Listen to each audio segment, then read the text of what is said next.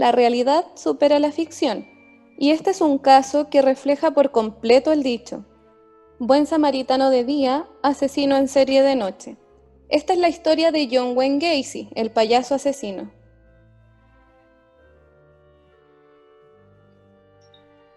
La elección de este caso se fundamenta principalmente en la excentricidad del asesino, toda vez que éste se caracterizaba como un payaso.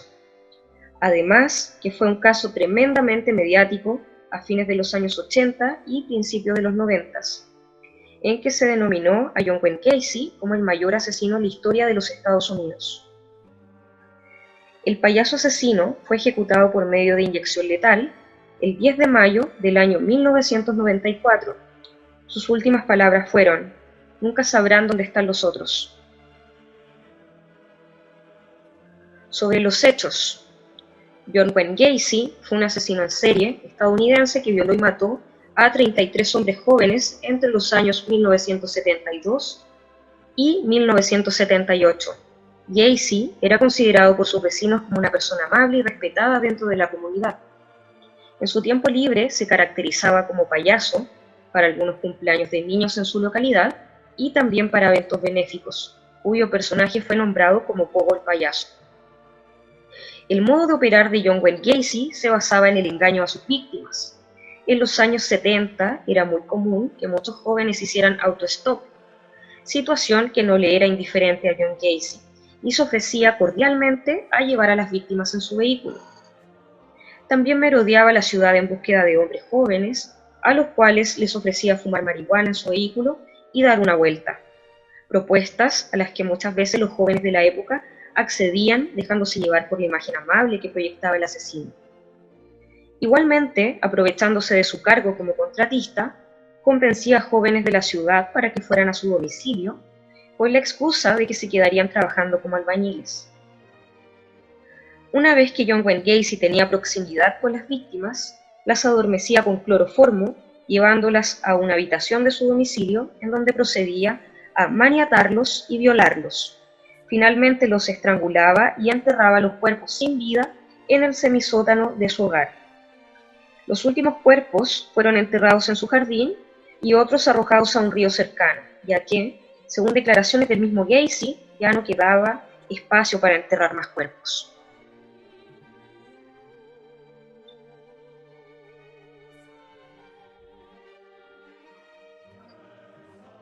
Información científica criminológica. La criminología es una ciencia humana interdisciplinaria que tiene por objeto el estudio del delito, el delincuente, la víctima y el control social, objetos de estudios que a continuación aplicaremos al caso. En primer término, analizaremos el delito. Finalmente, el delito es aquella conducta típica, antijurídica y culpable sometida a una sanción penal. Haciendo un análisis de los hechos que se vinculan con el asesino en serie en estudio, podemos deducir que en nuestro ordenamiento jurídico se abre un abanico de los delitos que se hubiesen podido imputar, partiendo por el artículo 372 bis de nuestro Código Penal de violación con homicidio, la violación propia e impropia del artículo 361 del Código Penal, el delito de lesiones del artículo 397 y 398 del Código Penal, entre otros. Además, se podrían adicionar varias agravantes, como la número 4 del artículo 12 del Código Penal, que es aumentar deliberadamente el mal del delito, causando otros males innecesarios para su ejecución, y también el número 5 del artículo 12 del Código Penal, en los delitos contra las personas, obrar con premeditación conocida o emplear astucia, fraude o disfraz. El delincuente. Para abordar este punto podemos encontrar varios exponentes criminalistas. Uno de ellos es Cesare Lombroso, exponente de la escuela positivista italiana, quien en su tiempo señaló que hay tipos de delincuente, como por ejemplo el delincuente nato, loco, moral, delincuente pasional, entre otros. Pero para estos efectos nos abocaremos al delincuente nato, que es donde encajamos a nuestro sujeto de estudio. Lombroso lo define como un criminal, un sujeto inescrupuloso, edificado desde una perspectiva patológica, concebido como un sujeto enfermo, moralmente disminuido, impulsivo, frío y calculador.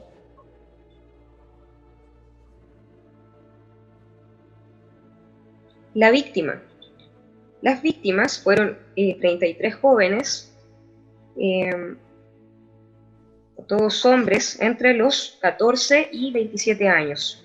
Como apreciación personal de grupo, se dedujo que el psicópata tenía preferencia física en cuanto a la elección de sus víctimas, toda vez que analizando en conjunto las imágenes existen coincidencias con las facciones de los rostros, como color de piel, cabello, rango etario, etc.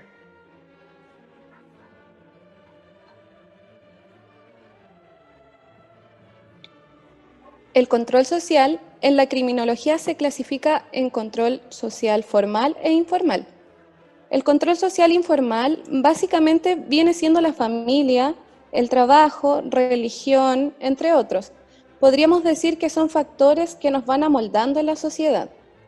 Aquí es importante señalar que John Wayne Gacy en su infancia fue víctima de maltrato físico y psicológico por parte de su padre, y también fue violado en reiteradas ocasiones por un amigo cercano de la familia. Claramente no fue una buena infancia. Viendo el control formal, es el coercitivo, el sistema penal, como la prisión. Antes de cometer los asesinatos, John Wayne Gacy estuvo alrededor de 2 años en prisión. Sabiendo esto, ¿será posible afirmar que la cárcel es criminógena? De acuerdo a esto, podemos concluir que ambos controles no fueron efectivos en la corrección y eliminación de la criminalidad en Gacy.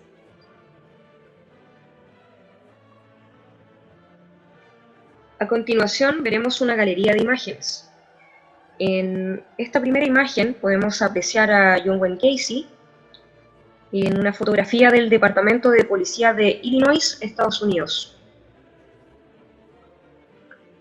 En esta segunda imagen podemos apreciar un set de óleos, de acrílicos y pinceles que John Wayne Gacy utilizó para realizar algunas pinturas durante su estancia en prisión. Gacy dedicó considerable tiempo a desarrollar su faceta artística en la cárcel, convirtiéndose en artista plástico, cuyas obras se cotizaban en cuantiosas sumas de dinero. Algunas de sus obras. Este dibujo fue realizado por John Wayne Gacy durante su estadía en la cárcel. Usualmente los protagonistas de sus obras eran payasos. Durante el lapso de 2 años, Gacy llegó a realizar 250 obras. Acá podemos apreciar otra imagen de una obra de Gacy que está inspirada en el personaje de It, cuyo escritor del libro era Stephen King. Finalmente apreciamos una imagen de John Wayne Gacy en prisión, en el corredor de la muerte.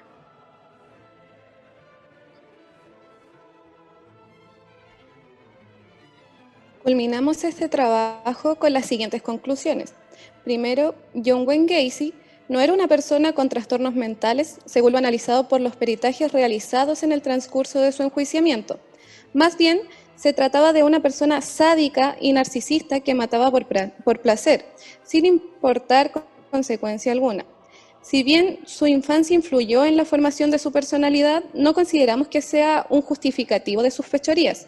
En segundo lugar, se concluyó que Gacy caracterizaba poco el payaso con la finalidad de dar una imagen de vecino carismático, caritativo y bondadoso, pero razonamos como equipo que se trataba de una forma de manipular a su entorno y usarlo a su favor, ya que de esta manera no levantaría sospecha alguna en sus crímenes. En tercer lugar, consideramos del todo inapropiado que los medios de comunicaciones estadounidenses hayan acrecentado la popularidad de un asesino en serie, posicionándolo como una celebridad mediática sin respetar la memoria de las víctimas y el dolor de las familias afectadas. Por último, razonamos acerca de qué sucedería si este caso hubiese acontecido en la actualidad. Para responder esta hipótesis, nos contextualizamos en Chicago, en que ocurrieron los hechos. En los años en que acontecieron los crímenes, Chicago se caracterizaba por tener un equilibrio entre las áreas rurales y pequeñas ciudades. Hoy en día se encuentra más poblado y urbanizado, siendo uno de los principales centros económicos de Estados Unidos. Este factor, sumado a los avances tecnológicos, nos da para deducir que hoy en día no hubiese sido posible la comisión de tales cuantiosos homicidios y vejaciones.